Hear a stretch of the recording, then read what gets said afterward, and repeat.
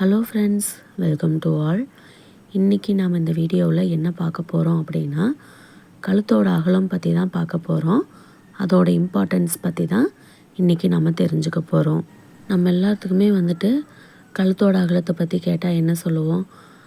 கழுத்தோட அகலம் அதிகமாக வச்சுட்டா ஷோல்டர் லூஸ் ஆகும் அப்படிங்கிற அந்த ஒரு விஷயம் காமனாக எல்லாத்துக்குமே தெரிஞ்சிருக்கும். அதையும் தாண்டி இன்னும் ஒரு சில விஷயங்கள் இருக்குது. அதை இந்த வீடியோவில் நான் உங்களோட டீட்டெயிலாக ஷேர் பண்ணிக்க போகிறேன்.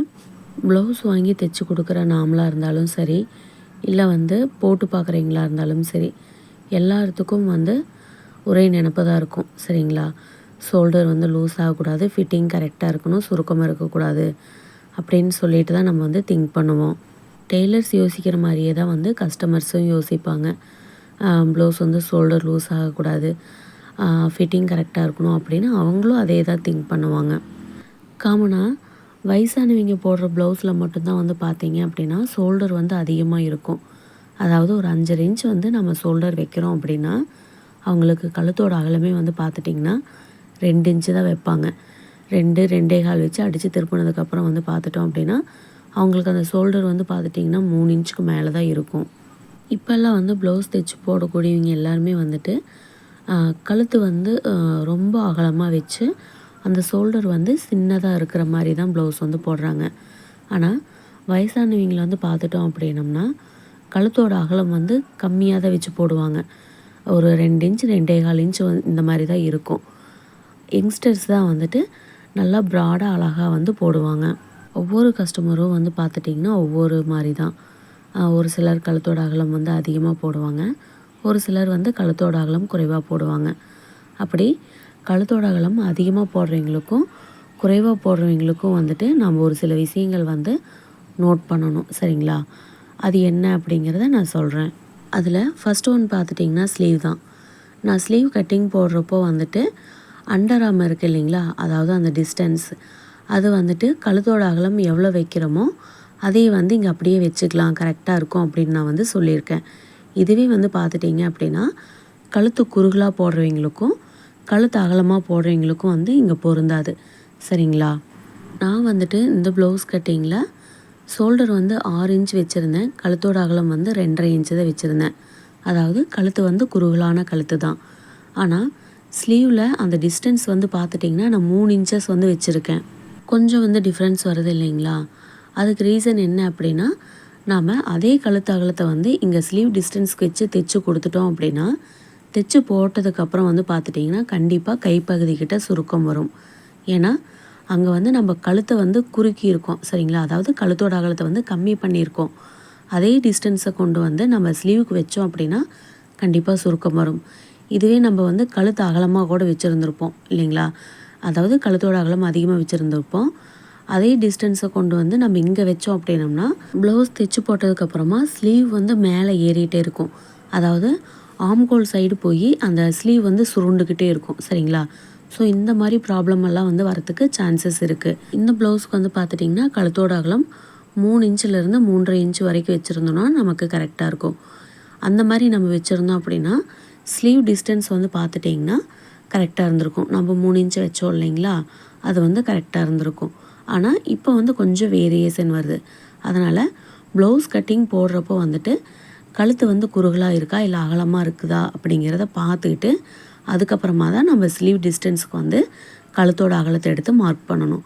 இல்லை அப்படின்னா ஸ்லீவ் நமக்கு பர்ஃபெக்டாக இருக்காது. அதே மாதிரி பார்த்துட்டிங்கன்னா கழுத்து குறுகலாக வச்சு தைச்சி போடுறப்போ அந்த ஷோல்டர் லூஸ் ப்ராப்ளம் வரவே வராது. ப்ளவுஸ் ஃபிட்டிங்கும் நல்லாயிருக்கும்.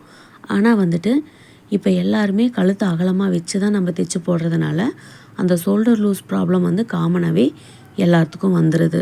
அதனால் நம்ம கழுத்தோட அகலம் அதிகமாக வைக்கிறப்போ ஷோல்டர் லூஸ் ப்ராப்ளம் வராமல் இருக்கிறதுக்காக ஒரு சின்ன சின்ன அட்ஜஸ்ட்மெண்ட் பண்ண வேண்டியது இருக்குது. கழுத்து அகலமாக வச்சு ப்ளவுஸ் போடுறீங்களே நீங்கள் பார்த்துருந்தீங்க அப்படின்னா பேக் சைடில் கம்பல்சரி நாட்டு வச்சு தான் போடுவாங்க. அது பார்த்துட்டிங்கன்னா ஷோல்டர் லூஸ் ஆகாமல் இருக்கிறதுக்காக இழுத்து அவங்க கட்டிப்பாங்க. சரிங்களா? அதுக்காக தான் கழுத்து அகலமாக வைக்கிறப்போ நம்ம நாட்டு வச்சு கொடுக்கறதுக்கான காரணம்.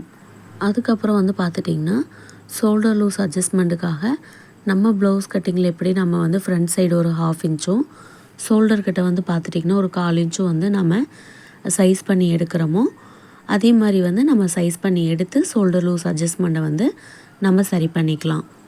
அடுத்ததாக வந்து பார்த்துட்டிங்கன்னா ஃப்ரண்ட் சைடு கவனிக்க வேண்டிய விஷயங்கள் என்ன அப்படின்னு பார்த்துட்டிங்கன்னா, கழுத்தோட அகலத்துலேருந்து எப்போவும் டாட்டுக்கு மார்க் பண்ணுறப்போ ஒரு 1 இன்ச் வச்சு நீங்கள் வந்து மார்க் பண்ணுங்கள். அப்போது வந்து அந்த டாட் பிடிக்கிற இடம் வந்து கரெக்டாக இருக்கும்னு நான் வந்து சொல்லியிருப்பேன். ஆனால் இந்த ப்ளவுஸில் வந்து பார்த்துட்டிங்கன்னா கழுத்தோட அகலம் வந்து கம்மியாக வச்சுருக்கேன். இப்படி கம்மியாக இருக்கிறப்போ அந்த இடத்துலேருந்து 1 இன்ச் வச்சு நான் வந்து டாட்டுக்கு வந்து மார்க் பண்ணிட்டேன். அதாவது பஸ்ட் பாயிண்ட் வந்து மார்க் பண்ணிட்டேன் அப்படின்னா கண்டிப்பாக அவங்களுக்கு வந்து கப் சேஃப் கரெக்டாக இருக்காது. இந்த ப்ளவுஸில் வந்து கழுத்தோட அகலம் 2 இன்ச்சிலேருந்து நான் வந்து பஸ்ட் பாயிண்ட் டிஸ்டன்ஸ்க்கு வந்து 2 இன்ச் மார்க் பண்ணியிருக்கேன். எப்போவும் 1 இன்ச்சுக்கு மார்க் பண்ணுவோம் இல்லைங்களா, அதே வந்து நான் 2 இன்ச்சுக்கு மார்க் பண்ணியிருக்கேன். இது வந்து நான் அளவு ப்ளவுஸ்லேருந்து எடுத்த மெஷர்மெண்ட்டு. நம்ம வந்து கழுத்தோட அகலம் கம்மியாக வச்சுட்டு அதுலேருந்து பஸ்ட் பாயிண்ட் டிஸ்டன்ஸ் மார்க் பண்ணி நம்ம தைச்சிட்டோம் அப்படின்னா கண்டிப்பாக வந்து கப் சேஃப் வந்து கரெக்டாக இருக்காது. நமக்கு வந்து பார்த்துட்டிங்கன்னா அந்த 2 கப் சேஃபும் சேர்ந்த மாதிரி வந்துடும். அவங்களுக்கு போடுறக்கும் கம்ஃபர்டபுளாக இருக்காது. அடுத்ததாக வந்து பார்த்துட்டோம் அப்படின்னா கழுத்தோட அகலம் ஜாஸ்தியாக வச்சுருவோம் இல்லைங்களா, அதாவது கஸ்டமரே கேட்டிருப்பாங்க. அப்படி இருக்கிறப்போ வந்து இந்த ப்ளவுஸ்க்கு வந்து ஒரு 3.5 இன்ச்சு நான் வந்து கழுத்தோட அகலம் வச்சுருக்கேன். அப்படிங்கிறப்போ அந்த 3 இன்ச்சிலிருந்து பஸ்ட் பாயிண்ட்டுக்கு வந்து 1 இன்ச் வச்சு கட் பண்ணிட்டேன் அப்படின்னா அதுவும் வந்து கரெக்டாக இருக்காது. சரிங்களா, நார்மலாக வைக்கக்கூடிய கழுத்து அகலத்துக்கு மட்டும்தான் இந்த பஸ்ட் பாயிண்ட்டுக்கு 1 இன்ச் டிஸ்டன்ஸ் எடுக்கிறப்போ கரெக்டாக இருக்கும். இல்லை அப்படின்னா கண்டிப்பாக வந்துட்டு கப் சேஃப் வந்து கரெக்டாக இருக்காது. ஓகேங்க, இப்போ வந்து கழுத்தோட அகலம் குறைவாக வைக்கிறப்பவும் கழுத்தோட அகலம் அதிகமாக வைக்கிறப்பவும் பஸ்ட் பாயிண்ட் டிஸ்டன்ஸ் வந்து எப்படி நம்ம மார்க் பண்ணணும் அப்படின்னா கண்டிப்பாக அளவு ப்ளவுஸ் கொடுத்துருந்தாங்கன்னா அளவு ப்ளவுஸ் வச்சு மார்க் பண்ணுங்கள். இல்லை அப்படின்னா நம்ம வந்து ஃபார்முலாவை யூஸ் பண்ணி தான் பஸ்ட் பாயிண்ட் டிஸ்டன்ஸ் வந்து மார்க் பண்ணணும். நார்மலான கழுத்து அகலம் வைக்கிறப்போ வந்து பார்த்துட்டிங்கன்னா நம்ம கழுத்தோட அகலத்திலிருந்து ஒரு 1 இன்ச்சுக்கு வந்து மார்க் பண்ணி பஸ்ட் பாயிண்ட் டிஸ்டன்ஸ் வந்து மார்க் பண்ணிக்கலாம்.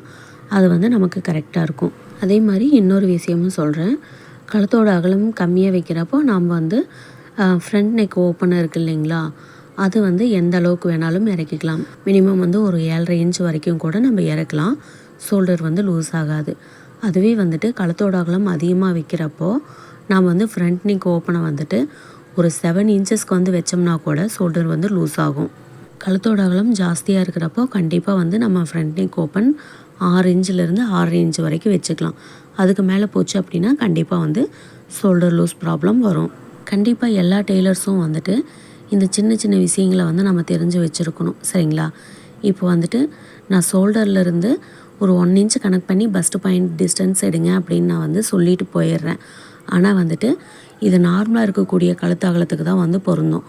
இப்போ கழுத்து குறுகலாவோ அதிகமாகவோ இருக்கிற ப்ளவுஸ்க்கு வந்து இது செட் ஆகாது அப்படிங்கிறது வந்து நீங்கள் தெரிஞ்சுக்கணும். சரிங்களா, அதுக்காக தான் இன்றைக்கி இந்த வீடியோ பதிவு உங்களுக்காக நான் வந்து போடுறேன்.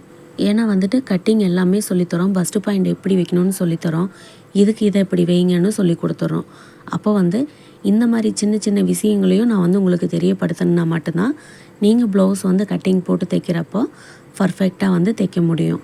அதே மாதிரி வந்து பார்த்துட்டிங்கன்னா கழுத்தோட அகலம் கம்மியாக வைக்கிறப்போ ஃப்ரண்ட் சைடு வந்து நீங்கள் ஷோல்டர் லூஸ் அட்ஜஸ்ட்மெண்ட்டுக்காக 1/2 இன்ச் எடுத்துட்டிங்க அப்படின்னா கழுத்து வந்து இன்னும் ரொம்ப குறுகலாக போயிடும். அதனால் வந்துட்டு ஷோல்டர் லூஸ் அட்ஜஸ்ட்மெண்ட் வந்து பண்ண வேண்டாம். அதுக்கு பதில் நம்ம என்ன பண்ணணும்னு பார்த்துட்டிங்கன்னா நம்ம ஃப்ரண்ட் நெக் ஓப்பன்கிட்ட மார்க் பண்ணியிருக்கோம் இல்லைங்களா, அங்கே வந்துட்டு ஒரு 1/2 இன்ச் அவுட்டரில் தள்ளி மார்க் பண்ணி நாம் வந்து கழுத்தோட அகலம் வந்து வரைஞ்சோம் அப்படின்னா அது வந்து பார்க்குறக்கு ரொம்ப நீட்டாக இருக்கும். இதில் வந்து பார்த்துட்டிங்கன்னா ஷோல்டர் லூஸும் ஆகாது. நான் வந்துட்டு எல்லா ப்ளவுஸ்க்கும் கழுத்தோட அகலம் வந்து இந்த மாதிரி 1/2 இன்ச் அவுட்டரில் தள்ளி மார்க் பண்ண மாட்டேன். கழுத்தோட அகலம் குறைவாக இருக்கிற ப்ளவுஸ்க்கு மட்டும்தான் இந்த மாதிரி கட்டிங் போடுவேன். மற்ற ப்ளவுஸ்க்கு எல்லாமே வந்து பார்த்துட்டிங்கன்னா நார்மலாக தான் இருக்கும். இப்போ வந்துட்டு பார்த்திங்கன்னா கழுத்தோட அகலத்தை வச்சு நாம் பண்ண வேண்டிய ஒரு சின்ன சின்ன அட்ஜஸ்ட்மெண்ட்டையெல்லாம் வந்து நான் உங்கள் கூட ஷேர் பண்ணியிருக்கேன். கண்டிப்பாக இந்த வீடியோ வந்து உங்கள் எல்லாத்துக்குமே யூஸ்ஃபுல்லான ஒரு வீடியோவாக இருக்கும் அப்படின்னு நான் வந்து நம்புகிறேன். அப்புறம் இந்த ப்ளவுஸ்க்கு வந்து பார்த்துட்டிங்கன்னா கப் டாட் வந்து பார்த்துட்டிங்கன்னா ரொம்ப அகலமாக தான் நான் வச்சுருக்கேன். ஏன்னா இது நேர் கட்டிங் ப்ளவுஸ் அப்படிங்கிறதுனால அவங்களுக்கு வந்து ஃப்ரண்ட் சைடு கப் சேஃப் வந்து கொஞ்சம் அமுங்கின மாதிரி இல்லாமல் கொஞ்சம் மீடியமாக அந்த கப் சேஃபை எடுத்து காட்டுற மாதிரி இருக்கணும். அப்படிங்கிறக்காக நான் வந்துட்டு அந்த டாட் எல்லாத்தையுமே வந்துட்டு ஒரு 2 இன்ச்சுக்கு பக்கமாக டிஸ்டன்ஸில் தான் வந்து நான் மார்க் பண்ணியிருக்கேன். பஸ்ட் பாயிண்ட் டிஸ்டன்ஸ்க்கு வந்துட்டு ஃபார்முலாவை யூஸ் பண்ணி எப்படி தெரிஞ்சுக்கணும் அப்படிங்கிறத வந்து நான் ஷார்ட்ஸ் வீடியோவில் வந்து கொடுக்குறேன், நீங்கள் வந்து பார்த்து தெரிஞ்சுக்கோங்க. இப்போ வந்து பார்த்துட்டிங்கன்னா ப்ளவுஸ் கட்டிங் எல்லாம் போட்டு முடிச்சாச்சு. பட்டிக்கு தேவையான மெஷர்மெண்ட் தான் எடுத்துகிட்ருக்கேன். நிறைய பேர் வந்து கேட்குறீங்க, ஏன் பட்டிக்கு வந்துட்டு சைடில் வந்து 3/4 இன்ச்சும் 1 இன்ச்சும் வைக்கிறீங்க, அது மட்டும் புரியல அப்படின்னு சொல்லி கேட்டிருக்கீங்க. கிராஸ் கட்டிங்காக இருந்தால் சைடில் வந்து ஒரு 1/2 இன்ச்லேருந்து 3/4 இன்ச்சு வரைக்கும் வச்சோம் அப்படின்னா நமக்கு வந்து கரெக்டாக இருக்கும். ஏன்னா நம்ம தைக்கிறப்போ கொஞ்சமாக இழுத்துட்டோம் அப்படின்னா கூட அந்த ஆம்கோல் ஜாயிண்ட் வந்து சைடில் மாறாது. அதுவே நேர் கட்டிங் ப்ளவுஸில் வந்து பார்த்துட்டிங்கன்னா கிளாத் வந்து எக்ஸ்பேண்ட் ஆகி வராது. அதனால் ஸ்டிச்சிங்க்கு தேவையான மெஷர்மெண்ட் வந்து நம்ம விடணும். அதுக்காக தான் வந்துட்டு நேர் கட்டிங் ப்ளவுஸ்க்கு 1 இன்ச்சும் கிராஸ் கட்டிங் ப்ளவுஸ்க்கு வந்து பார்த்துட்டிங்கன்னா 1/2 இன்ச்லேருந்து 3/4 இன்ச்சு வரைக்கும் நான் வந்து சைடில் மார்க் பண்ணுறேன். நான் பட்டி கட்டிங்க்காக வந்து தனியாக ஒரு வீடியோ அப்லோட் பண்ணுறேன். அதில் வந்து ஃபுல் டீட்டெயில்ஸும் நான் வந்து உங்களோட ஷேர் பண்ணிக்கிறேன். ஓகே ஃப்ரெண்ட்ஸ், இந்த வீடியோ உங்களுக்கு பிடிச்சிருக்கும் அப்படின்னு நான் நம்புகிறேன். இந்த வீடியோ பிடிச்சிருந்துச்சுன்னா மறக்காமல் இந்த வீடியோவுக்கு வந்து ஒரு லைக் பண்ணிடுங்க. அப்படியே நம்ம சேனலை சப்ஸ்கிரைப் பண்ணாதவங்க சப்ஸ்கிரைப் பண்ணிக்கோங்க. இதே மாதிரி தொடர்ந்து நம்ம சேனலுக்கு சப்போர்ட் பண்ணுங்கள். தேங்க்யூ.